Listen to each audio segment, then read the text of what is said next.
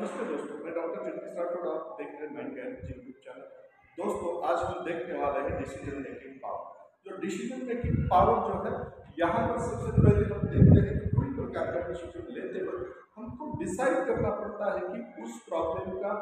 Achievement तक कैसे पहुंचे, या कोई प्रॉब्लम ऐसा है कि जिसको सक्सेस मिलाना है, वहां तक पहुंच जाना है। तो ये पहुंचने के लिए एक तरीका है कि अगर हम रास्ते से गुजर रहे हैं, गुजरते गुजरते कोई ऐसा एक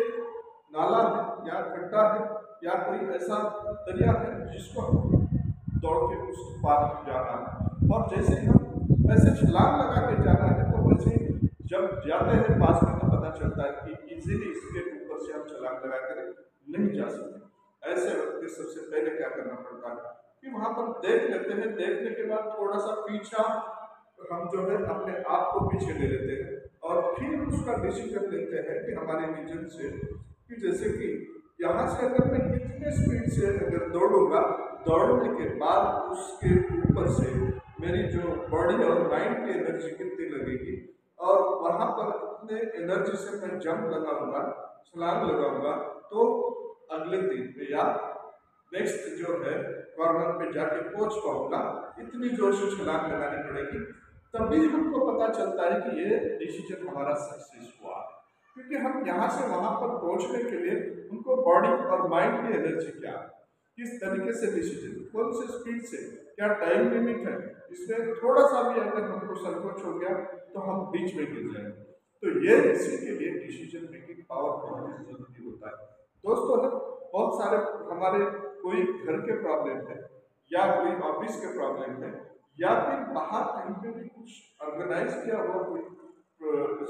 एक प्रोग्राम है, या फिर ये प्रोग्राम में जो है हमको डिसीजन लेना है कि किस तरीके से काम करना है। अब उसके लिए सबसे पहले लगता है गैदर डाटा। तो हमको इंफॉर्मेशन या मटेरियल क्या क्या लग रहा है, इसके लिए इंफॉर्मेशन लेनी पड़ती है और किस तरीके से अरेंज करना है और कितना मटेरियल कितने कैसे लग रहा है, इस बारे में सोचना। उसके बाद में सेकंड में डिफाइन द प्रॉब्लम। प्रॉब्लम किस तरीके का है और क्या कौन सा प्रॉब्लम है और ये प्रॉब्लम के लिए क्या करना चाहिए हमको, इसलिए उसको प्रॉब्लम को डिफाइन करते हैं कि ये प्रॉब्लम किस तरीके का है। और उसके बाद में आता है आइडेंटिफाई द ऑप्शंस। ऑप्शंस हम आइडेंटिफाई करते हैं कि कौन सी आइडिया यहाँ पर इम्प्लीमेंट हो सकती है, किस तरीके से आइडिया को हमको इम्प्लीमेंट करने के बाद में उसको हम आइडेंटिफाई कर लेते हैं कि तभी हम सक्सेस हो सकते हैं। उसके बाद में होता है इवैल्यूएशन ईच ऑप्शन। अब उसमें से जो चॉइस है, सॉल्यूशन जो है तक पहुंचना है, तो उसको इवैल्यूएट करते हैं और कौन सा बेस्ट तरीका सॉल्यूशन, कौन सॉल्यूशन रहेगा, कौन सी आइडिया बेस्ट रहेगी, और उस तरीके से हम उसको पार कर पाएंगे या नेक्स्ट स्टेज पे जाएंगे या फिर कोई सक्सेस मिला पाएंगे, अचीव कर पाएंगे, गोल तक पहुंच पाएंगे। उसके बाद रिव्यू द एंड लर्न। अब रिव्यू जो है हम बोलते हैं कि एक प्रकार का हम उसको बैक में देखते हैं कि आज तक ऐसे कितने प्रॉब्लम हुए और किस तरीके से उसको सोल्यूशन किया गया और उसका रिजल्ट क्या मिला। इसको बैक हिस्ट्री देखना बहुत जरूरी होता है, क्योंकि बैक हिस्ट्री जब देखते हैं तो तभी हमको डिसीजन में उस वक्त क्या हुआ था, आज के सिचुएशन में क्या होने वाला है, ये दोनों कंपेयर करके उसके बाद में डिसीजन लिया जाता है। उसके लिए कुछ टूल्स लगते हैं, जैसे कॉस्ट बेनिफिट एनालिसिस। हम सोचते हैं कि इसका मुनाफा क्या है, इसमें कितना खर्चा और कितना मुनाफा होने वाला है, और उसको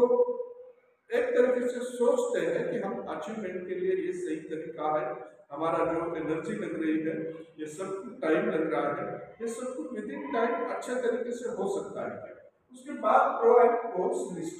हम क्या बोलते हैं उसको, पॉजिटिव क्या क्या थी, ऐसे सोचना शुरू कर देते हैं कि इसमें क्या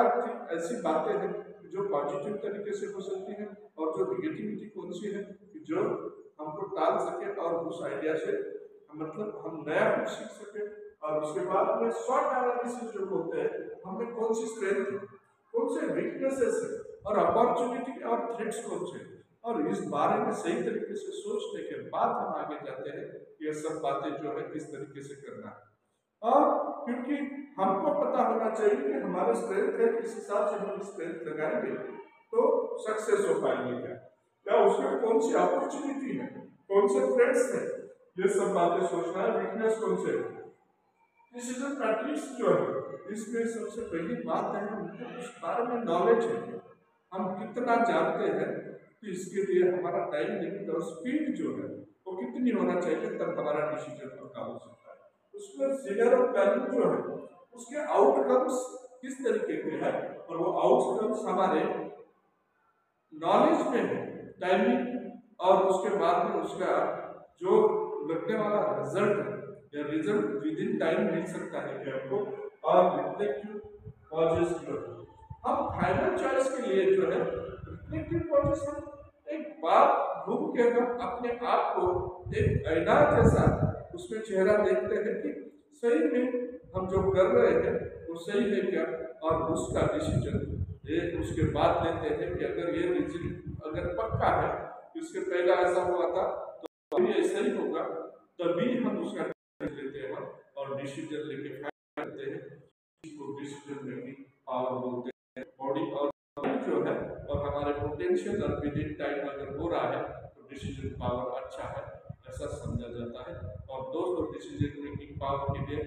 ये सभी पॉइंट्स बहुत जरूरी है और तभी डिसीजन अच्छा हो सकता है। नमस्ते।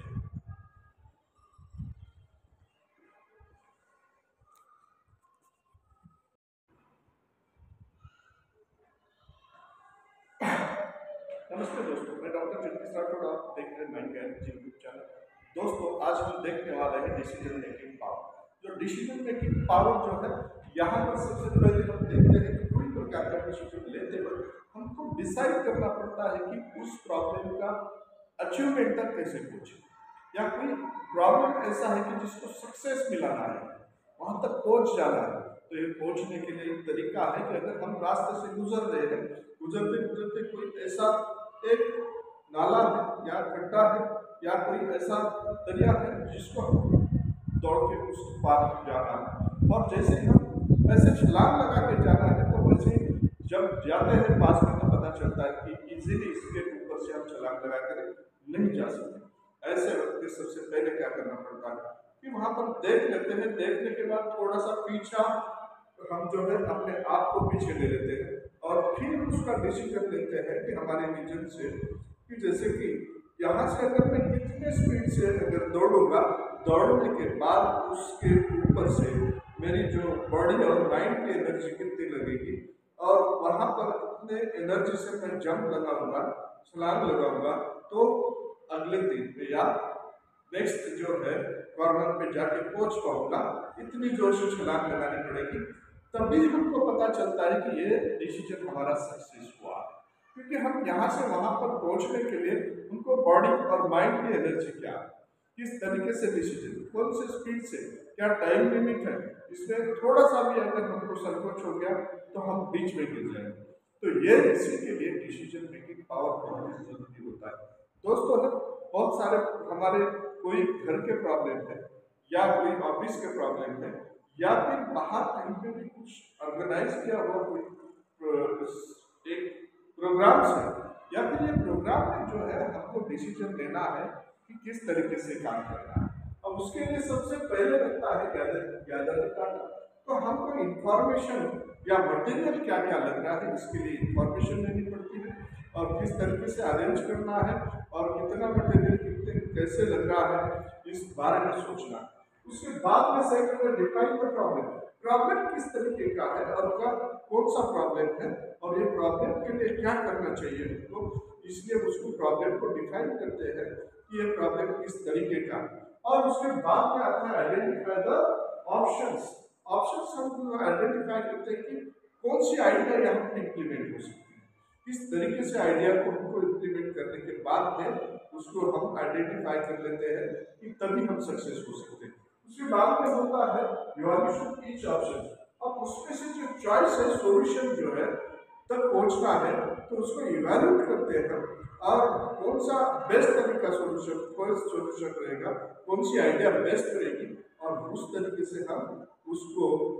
पार कर पाएंगे या नेक्स्ट स्टेज पे जाएंगे या फिर कोई सक्सेस मिला पाएंगे, अचीव कर पाएंगे, गोल तक पहुंच पाएंगे। उसके बाद रिव्यू द एंड लर्न। अब रिव्यू जो है हम बोलते हैं कि एक प्रकार का हम उसको बैक में देखते हैं कि आज तक ऐसे कितने प्रॉब्लम हुए, और किस तरीके से उसको सोल्यूशन किया गया और उसका रिजल्ट क्या मिला। इसको बैक हिस्ट्री देखना बहुत जरूरी होता है, क्योंकि बैक हिस्ट्री जब देखते हैं तो तभी हमको डिसीजन में उस वक्त क्या हुआ था, आज के सिचुएशन में क्या होने वाला है, ये दोनों कंपेयर करके उसके बाद में डिसीजन लिया जाता है। उसके लिए कुछ टूल्स लगते हैं, जैसे कॉस्ट बेनिफिट एनालिसिस। हम सोचते हैं कि इसका मुनाफा क्या है, इसमें कितना खर्चा और कितना मुनाफा होने वाला है, और उसको एक तरीके से सोचते हैं कि हम अचीवमेंट के लिए ये सही तरीका है, हमारा जो एनर्जी लग रही है, ये सब कुछ टाइम लग रहा है, ये सब कुछ विद इन टाइम अच्छे तरीके से हो सकता है क्या। उसके बाद प्रो एंड कॉन्स लिस्ट, हम क्या बोलते हैं उसको, पॉजिटिव क्या क्या थिंग्स ऐसे सोचना शुरू कर देते हैं कि इसमें क्या ऐसी बातें हैं जो पॉजिटिव तरीके से हो सकती हैं, और जो निगेटिविटी कौन सी है जो हमको टाल सके और उस आइडिया से मतलब हम नया कुछ सीख सके। और उसके बाद में शॉर्ट एनालिसिस जो होते हैं, हमें कौन सी स्ट्रेंथ है, कौन से वीकनेसेस है, और अपॉर्चुनिटी और थ्रेट्स कौन से, और इस बारे में सही तरीके से सोचने के बाद हम आगे जाते हैं ये सब बातें जो है किस तरीके से करना है। और क्योंकि हमको पता होना चाहिए कि हमारे स्ट्रेंथ है, किस हिसाब से हम स्ट्रेंथ लगाएंगे तो सक्सेस हो पाएंगे क्या, या उसमें कौन सी अपॉर्चुनिटी है, कौन से थ्रेट्स है, ये सब बातें सोचना है। वीकनेस कौन से, डिसीजन मैट्रिक्स जो है, इसमें सबसे पहली बात है हमको उस बारे में नॉलेज है, हम कितना जानते हैं, तो इसके लिए हमारा टाइम लिमिट और स्पीड जो है वो कितनी होना चाहिए, तब हमारा डिसीजन पक्का हो सकता है। उसमें सिगर ऑफ वैल्यू जो है, उसके आउटकम्स किस तरीके के हैं, और वो आउटकम्स हमारे नॉलेज में है, टाइमिंग, और उसके बाद में उसका जो लगने वाला रिजल्ट है, या रिजल्ट विद इन टाइम मिल सकता है कि आपको, और रिफ्लेक्टिव कॉजेस जो है, हम फाइनल चॉइस के लिए जो है रिफ्लेक्टिव कॉजेस, हम एक बार घूम के हम अपने आप को एक आईना जैसा उसमें चेहरा देखते हैं कि सही में हम जो कर रहे हैं वो सही है क्या, और उसका डिसीजन ये उसके बाद लेते हैं कि अगर ये रिजल्ट अगर पक्का है, इसके पहला ऐसा हुआ था तो ये ऐसा ही होगा, तभी हम उसका लेते हैं और डिसीजन लेके करते हैं। इसको डिसीजन मेकिंग पावर बोलते हैं। बॉडी और